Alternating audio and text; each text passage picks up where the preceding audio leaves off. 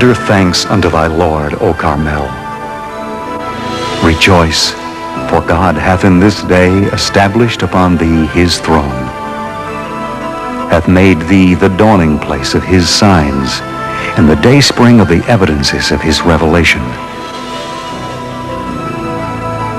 Well is it with him that circleth around thee, and recounteth that which the bounty of the Lord thy God hath showered upon thee.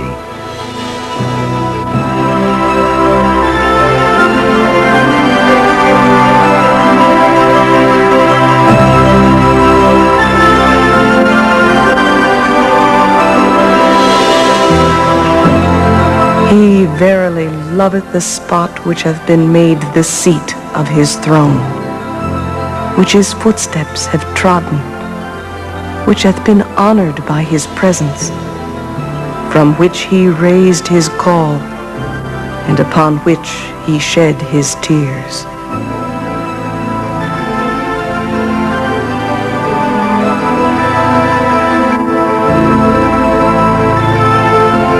And it shall come to pass in the last days that the mountain of the Lord's house shall be established in the top of the mountains, and shall be exalted above the hills, and all nations shall flow unto it. And many people shall go and say, Come ye, and let us go up to the mountain of the Lord, to the house of the God of Jacob. And he will teach us of his ways, and we will walk in his paths.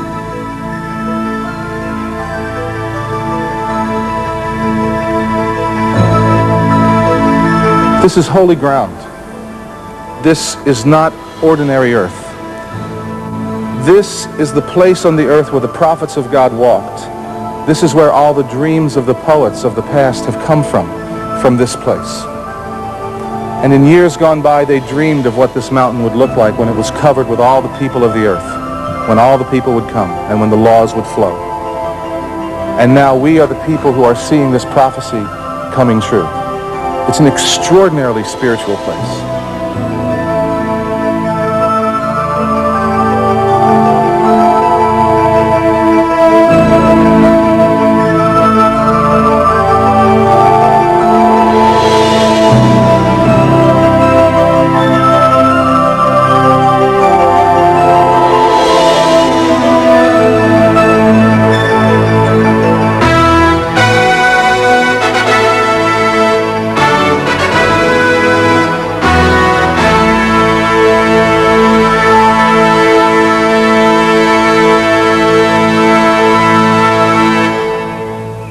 Mount Carmel. The modern-day fulfillment of its ancient destiny began in 1868, when a ship carrying Baha'u'llah and a small band of persecuted exiles paused here, en route to the cruel imprisonment waiting across the bay, the foul and desolate fortress of Akka.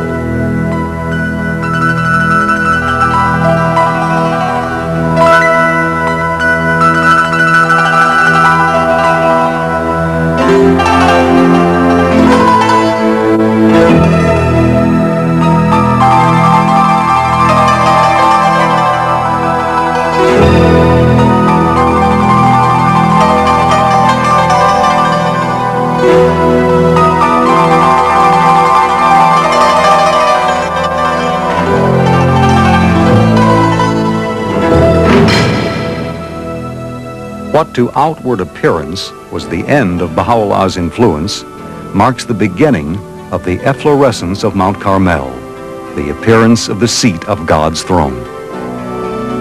Following the relaxation of his confinement, Baha'u'llah again visited Carmel, stood near these trees, and pointed out to Abdul-Baha the spot upon which he should construct the Shrine of the Bab. During his last visit to the mountain in the closing years of his life, Baha'u'llah pitched his tent near this spot and revealed the Tablet of Carmel, the charter for the institutions of the Baha'i faith at its world center. Just below, the ancient cave of Elijah and the Carmelite monastery, where monks kept vigil to watch for the return of Christ. According to eyewitness accounts, Baha'u'llah's voice was so powerful and compelling that the monks came out of the monastery to listen as the tablet of Carmel was revealed. Call out to Zion, O Carmel, and announce the joyful tidings. He that was hidden from mortal eyes is come. Ere long will God sail his ark upon thee, and will manifest the people of Baha. Following the ascension of Baha'u'llah in 1892, Abdul-Baha labored with single-minded determination to raise the Shrine of the Bab and fulfill the instructions of his father. Finally, on the evening of Nowruz in 1909, he laid with his own hands the sacred remains of the Bab within the modest shrine he had constructed on Mount Carmel. One day in 1915, Abdul-Baha told one of his companions that the sublime shrine has remained unbuilt. To another, he said, "The shrine of the Bab will be built in the most beautiful and majestic style." That task was to fall to Shoghi Effendi, together with the even greater challenge of giving form to the institutions of the World Administrative Center called into being in the Tablet of Carmel. For 36 years, Shoghi Effendi devoted himself to the development of this sacred spot in the midst of God's holy mountain. It's like a heartbeat in my soul, and I know that I can't live without it. It's like a rainfall softly streaming down window panes. In my mind, maybe I'm just blind, but you have been so kind to me.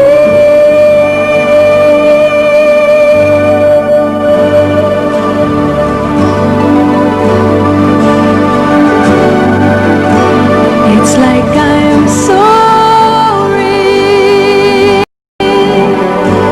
over mountain peaks, and I see with the eye of an eagle. It's like I'm spinning in the crystal clear, the atmosphere of my soul.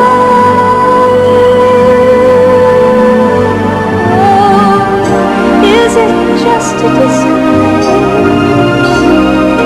or am I opening my eyes to what is real?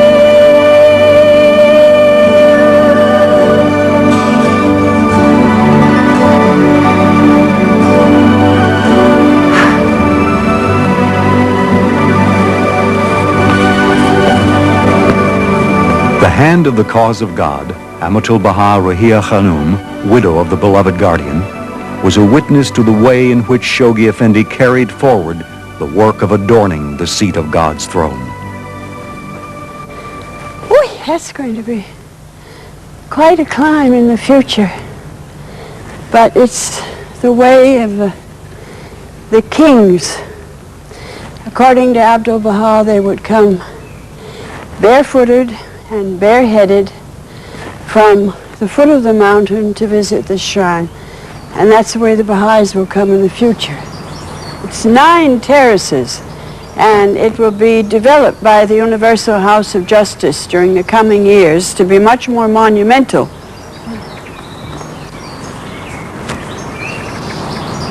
In the future, that whole panel will be engraved with Kufic script from the writings of the Bab in Arabic. And we're waiting for the day when we can find somebody who knows it well enough to make the designs, and expert stone cutters come who are capable of doing it. And the same thing holds for the panels up at the top around the building. The whole thing will have excerpts from the writings of the Bab.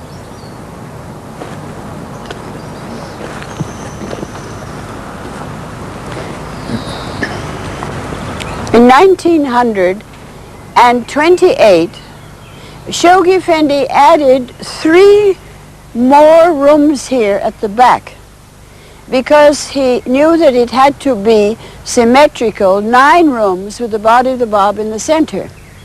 And then in 1944, he unveiled the plan for the superstructure of the tomb of the Bab.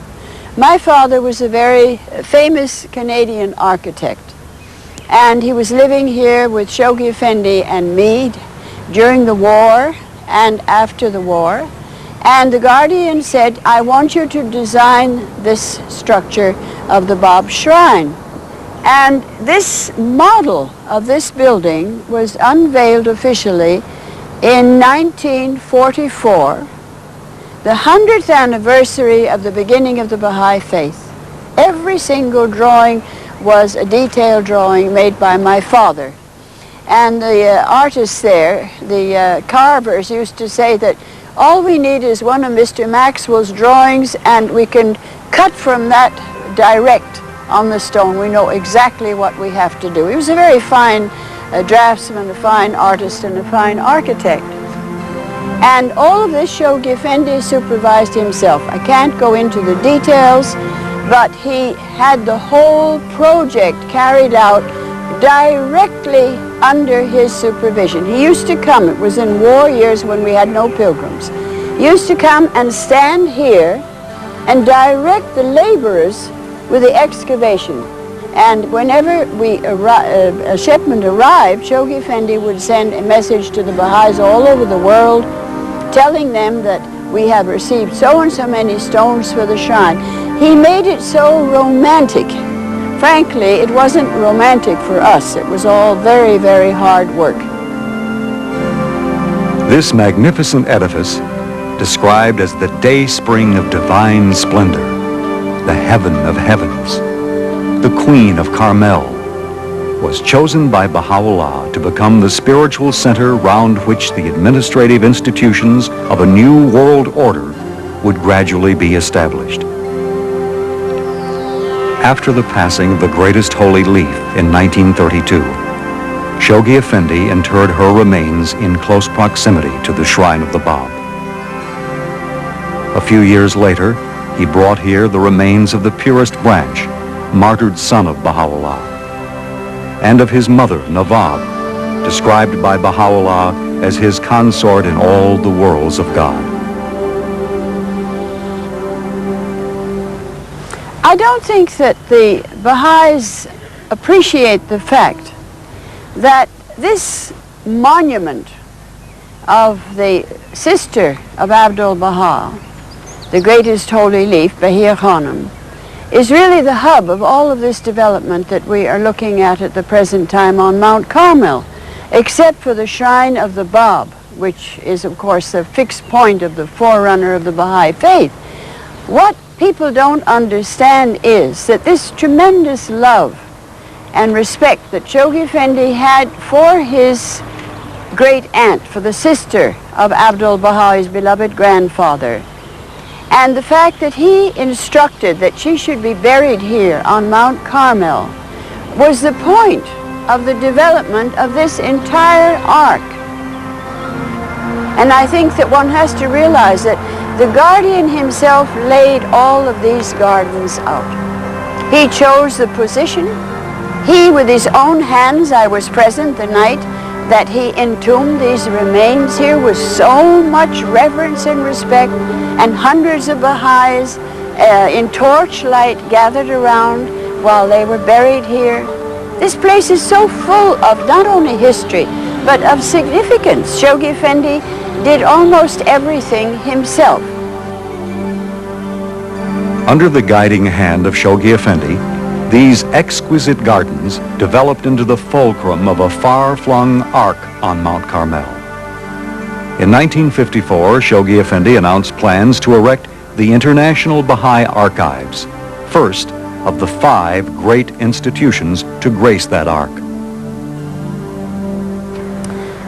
The interesting thing about this archives, which is the Museum of Baha'i Historic Objects, is that it was not only designed, as you can see, in the Greek style, based roughly on the proportions of the Parthenon, but Shoghi Effendi, the guardian of the Baha'i faith, did something I have never seen before in my life. He developed the whole garden in front of the building before it was built. And he built the building from the back into the empty space towards the front. So that when the building was completed, the whole garden was completed in front of it, and the trees were growing, and everything was beautiful. And he lived to see this. He didn't live to see himself to furnish the interior, but he lived to see this beautiful building that was really his conception. The architect said, I have nothing to do with this building. This building was designed by Shoghi Effendi. And it set the pace for all of these buildings on the Ark.